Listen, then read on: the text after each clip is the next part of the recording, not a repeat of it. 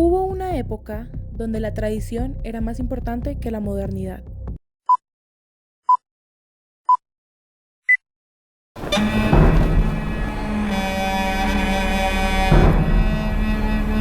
Tu Pusika, tu Ousuka, tu Eyukaru.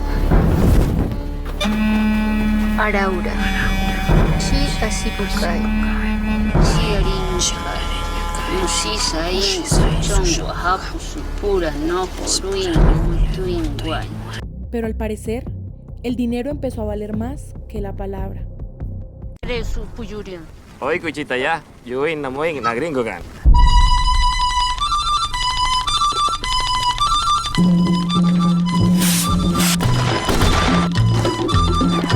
Pa' eso que es la plata, pa' dársela. Hoy, en Terapia Sin Filtro, tradición versus modernidad. Bueno, cuando estén listos podemos comenzar. Me dijeron que esta familia lleva mucho tiempo funcionando en equilibrio, hasta que algo cambió. ¿Quién quiere comenzar? Bueno, pues antes todo tenía sentido. Sabíamos quiénes éramos y a quién pertenecíamos. Antes también tenían límites. Bueno, cuéntenme, ¿cómo funcionaban las cosas? Pues las decisiones no eran individuales. Cada acción debía respetar a la familia y a la comunidad. Y cuando se desequilibraba la paz, siempre había alguien que venía a recuperar la armonía. ¿Y la armonía era más importante que ganar? Obvio, siempre. Pero también vivían con escasez. Dependían del pasado para poder sobrevivir. No era escasez, era equilibrio. Bueno, ¿y cuándo comenzó el conflicto? Cuando llegaron oportunidades del exterior, personas estaban interesadas en conversar con nosotros. Por primera vez pudimos crecer rápidamente. ¿Y cómo reaccionaron? Pues pensamos que podríamos aceptar el cambio sin perder nuestras reglas y costumbres. Y al principio funcionó. Pero después el dinero empezó a hablar más fuerte que la palabra. Bueno, ¿y cómo resolvían los problemas cuando comenzaron los conflictos? Intentamos dialogar como siempre. Pero ya no era suficiente. Había demasiado en juego. Empezó el miedo. ¿Miedo a qué? Miedo a perder el control, a perder el dinero, a perder el poder. El negocio cambió, las reglas, incluso para mí. Cuando cambian las reglas morales, también cambian las relaciones sociales. Y entonces intentaron reconciliarse. Sí, queríamos avanzar sin dejar de ser comunidad. Yo creí que podrían adaptarse. Pero adaptarse no es desaparecer. Ok, entonces hubo un intento entre convivir entre tradición y cambio. Sí, pero el crecimiento fue más rápido que nuestra capacidad de entenderlo.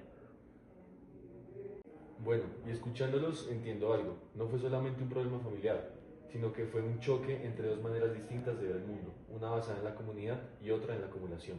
Nunca quise destruir nada. Pero te olvidaste de preguntar si estábamos listos para esto que venía. Algunas sociedades no colapsan por rechazar el cambio, sino que no saben cómo integrarlo.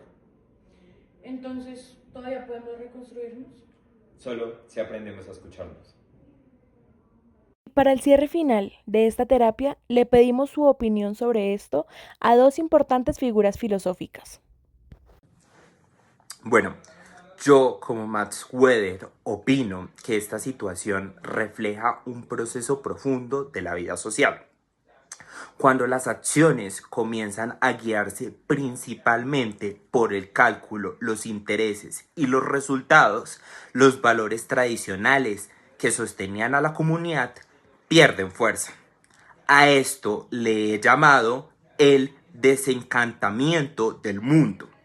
El conflicto no surge por el cambio en sí, sino por la dificultad de integrarlo, sin destruir los vínculos y el sentido compartido que existía antes. Por eso, toda la transformación social existe, no solo el progreso, sino también la responsabilidad frente a las consecuencias. Yo, como Taylor, opino que no estamos frente a una sola discusión familiar, sino que estamos ante un choque de dos maneras distintas de ver el orden moral. La tradición representa un mundo donde la identidad se construye en comunidad y donde la armonía es más importante que la ganancia. Modernidad, en cambio, encarna una nueva lógica, la del crecimiento económico, la acumulación y la expansión. Y lo decisivo aquí no es el negocio en sí, sino el cambio en la fuente de legitimidad. Antes el respeto provenía de la comunidad, después del poder económico, y cuando cambian las reglas morales, cambian también las relaciones sociales. No considero que el problema sea el cambio mismo. Toda sociedad tiende a evolucionar. El conflicto surge cuando la transformación es más rápida que la capacidad de integrar ese cambio dentro del marco moral existente. Y la pregunta final sobre si todavía puede reconstruirse es profundamente moderna. Yo sostengo que sí hay posibilidad, pero solamente si se reconoce que el crecimiento económico no puede sustituir completamente el horizonte moral que da sentido a la vida en común. Bueno, después de escucharlos, queda claro que esta historia nunca fue solo un conflicto entre dos personas, sino entre dos maneras distintas de entender el mundo. Por un lado, una forma de vida basada en la comunidad, el honor y la palabra. Por el otro, una lógica guiada por el crecimiento económico, la rapidez y la acumulación. Lo que queda claro es que ninguna de las dos nació con la intención de destruir a la otra, pero cuando se dejaron de dialogar, el equilibrio se rompió. Lo que vemos aquí refleja algo más grande, una sociedad que intentó avanzar sin detenerse a preguntar cómo integrar el cambio sin perder su identidad. El progreso llegó, pero no todos estaban preparados para las consecuencias que traía consigo. Tal vez, la verdadera lección no es elegir entre tradición o modernidad, sino comprender que una sociedad solo puede transformarse de manera justa cuando el desarrollo respeta las raíces que la sostienen, porque avanzar no siempre significa ir más rápido, a veces significa aprender a no olvidar quiénes somos mientras cambiamos.